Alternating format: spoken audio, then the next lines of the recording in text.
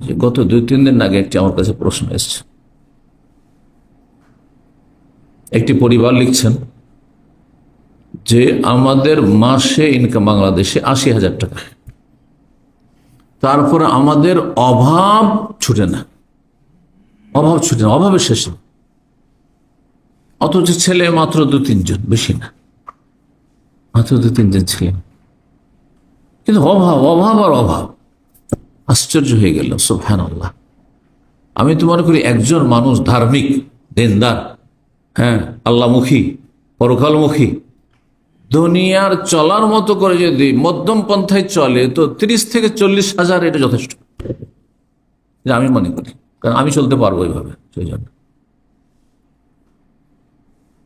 কিন্তু 80,000 টাকা তো পেট ভরছে না, অশান্তির শেষ নাই। জিজ্ঞাসা করছে তাহলে আমরা কোন পথ অবলম্বন করবো যে আমাদের জীবনে বা পরিবারে বা রুজি রোজগারে বরকত হবে, শান্তি পাবো, অভাব ঘুচে না। এই জন্য আর ভুক্তভোগী এরকম বহু রয়েছেন, অধিকাংশই ভুক্তভোগী, কিন্তু অনেক টাকা পয়সা ইনকাম করছেন, তারপরও ধার কর্জার বোঝাই নামাইতে পারেন না। কেন? কেন? আবার অনেকে আছে ধার কর্জা জীবনে নেই না, তারপর চলছে। কি করে চলছে? কি করে চলছে? আপনার না নিলে চলেন না, আবার সবসময় ঋণের বোঝা কাঁধে চেপেই থাকছে, একটা টেনশন, চাপের মুখে থাকে। কেন? আর আরেকজন ফ্রি আছে, মারা গেলে কেউ কিচ্ছু বলতে পারবে না আমাকে যে 1 টাকা পাবো মুখের কাছে, কিচ্ছু বলতে পারবে। এইরকম জীবন গড়ার চেষ্টা করেন, আল্লাহ যেন তৌফিক দান করেন। মানুষ চেষ্টা করলে সবকিছু হতে পারে। চেষ্টা, কিছু পার্থিব চেষ্টা আছে, আর বিশেষ করে একজন মুসলিমের জন্য দিনই চেষ্টা রয়েছে কোরআন সুন্নাহর আলোকে, যে আপনি কোন নেক আমলগুলি আপনি অবলম্বন করবেন, আর কোন কোন ছিদ্র পথগুলি রয়েছে আপনার জীবনে, সেগুলি থেকে সতর্ক থাকবেন। ওখান দিয়ে কিন্তু বেবরকতি ঢুকে যাচ্ছে, বরকতকে আপনার ধ্বংস করে দিচ্ছে আপনার ওই ছিদ্রগুলি দিয়ে, সেই সুযোগ দেবেন না আপনি। সবচেয়ে বড় কারণ বরকতহীনতার কি হতে পারে চিন্তা করুন তো দেখি। এক কথায়, হ্যাঁ, যুনুব ওয়াল মাআসি, মানুষের পাপাচার, গুনাহ। মূল কারণই হচ্ছে পাপ, গুনাহ। পাপ 2 রকম হয়, ইতিবাচক ও নেতিবাচক। আল্লাহ যা ফরজ ওয়াজিব করেছেন সেটা করছেন না আপনি, বা সেগুলির কিছু করছেন না আপনি, কিছু করছেন খেয়াল খুশি। আপনাকে যেগুলি ভালো লাগছে করছেন, যেগুলি ভালো লাগছে না করছেন না।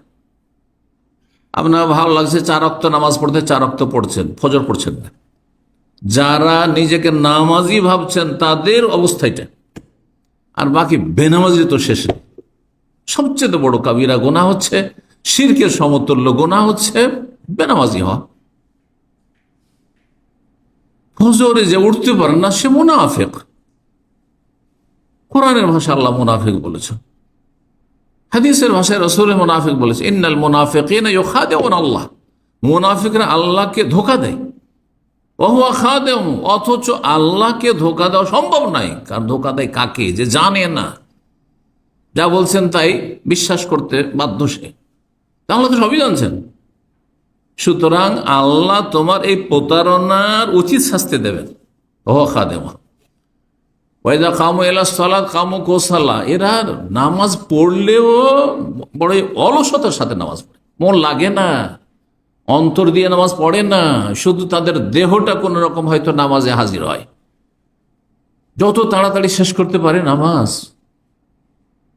পাখির ঠোকর মারার মতো, ঠিকা সারার মতো।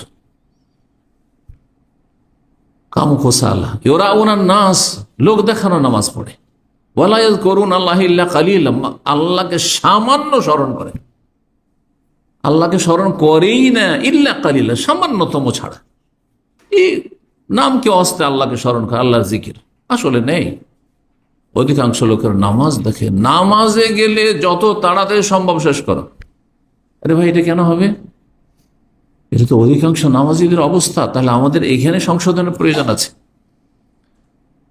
সালাত সম্পর্কে, সেজদা সম্পর্কে, নামাজ সম্পর্কে আল্লাহ বলছেন সূরা আলাকে, যেই সূরার প্রথম অংশ কোরআনের প্রথম নাজিল হয়েছে, ওয়াসজুদ ওয়াক্তারিব, সেজদার মাধ্যমে আল্লাহর কাছাকাছি হওয়ার চেষ্টা করো।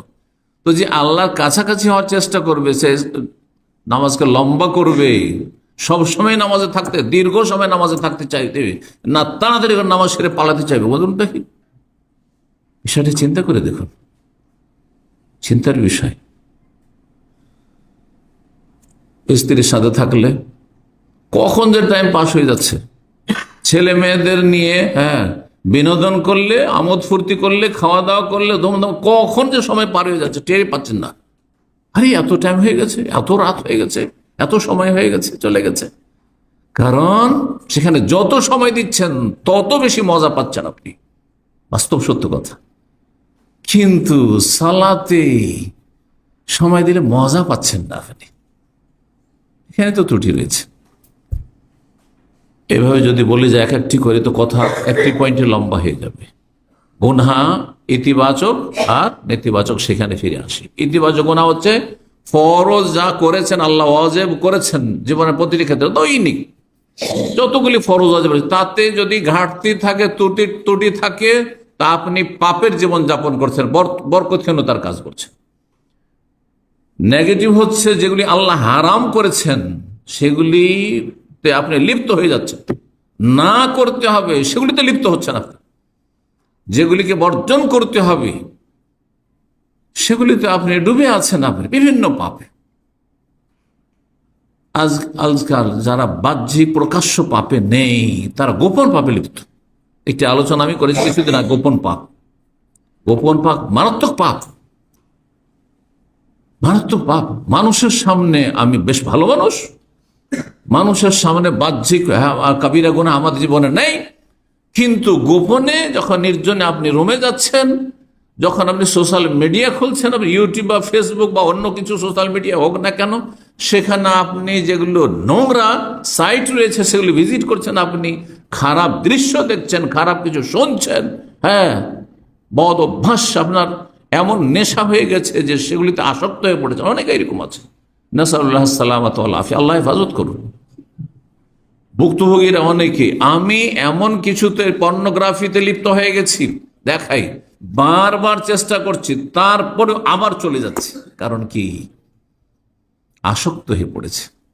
যেন মদখোর, মদ খাওয়ায় আসক্ত হলে মদ ছাড়তে পারে না, বিড়ি সিগারেট জর্দাখোর এই হারাম তামাক ছাড়তে পারে না, নেশা হয়ে গেছে। ঠিক তেমনি এই নির্জনতার পাপের নেশা হয়ে গেছে, হস্তমৈথুনের নেশা হয়ে গেছে। অনেক কিছুটা তার মধ্যে ঈমান আছে, এমন মানুষ আছে যারা বারবার করে তওবা করছে, বারবার করে ফিরে আসছে যে না, এরকম কাজ করব না, আমার শরীরটা ধ্বংস হয়ে যাচ্ছে, আমার পুরুষত্ব ধ্বংস হয়ে যাচ্ছে, আমার ভবিষ্যৎ খারাপ হয়ে যাচ্ছে সব দিক থেকে।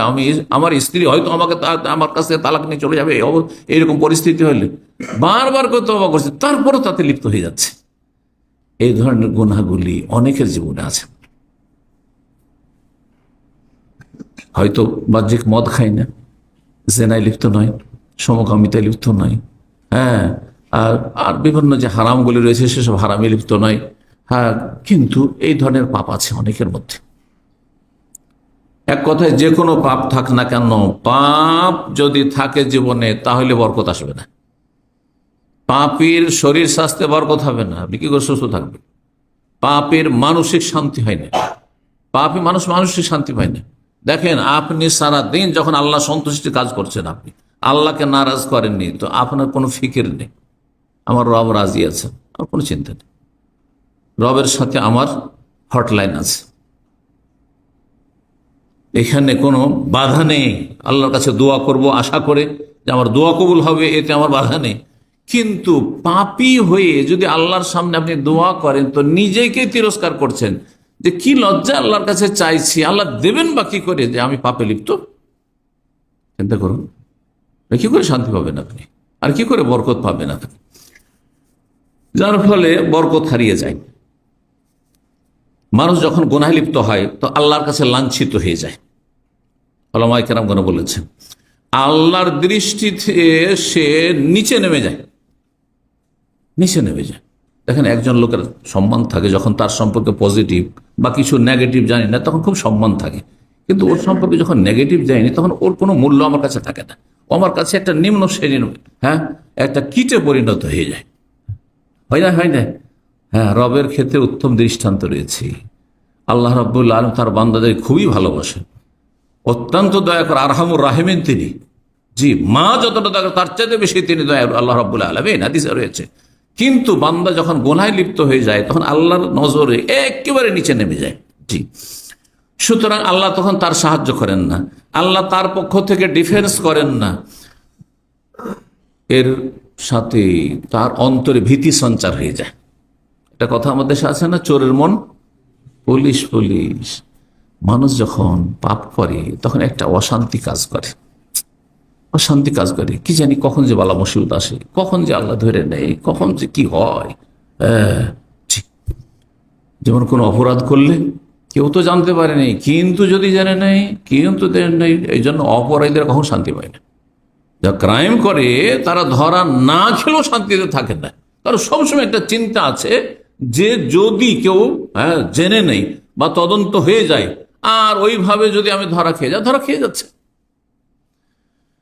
তো মানুষের অন্তর পাপী যদি হয়ে যায় তখন তার অন্তর ভীত সন্ত্রস্ত থাকে, যার ফলে শত্রুরা তার উপর আধিপত্য কায়েম করে, শত্রু তখন প্রাধান্য পেয়ে যায়। আজকাল মুসলিম জাতির ওপর কাফেররা আধিপত্য কায়েম করেছে, এর পিছনে মূল কারণ কিন্তু এটি, তাসাল্লুতুল আদা। কাফেররা আমাদের ওপর চেপে বসেছে, এর পিছনে কারণ হচ্ছে যে অধিকাংশ মুসলিমরা পাপে ডুবে আছে। যেই পাপগুলি কাফেররা করছে সেই পাপগুলি যদি মুসলিম হয়ে করে তো আল্লাহর গজব কাফের উপর আগে আসবে না, আগে মুসলিমদের উপর আসবে।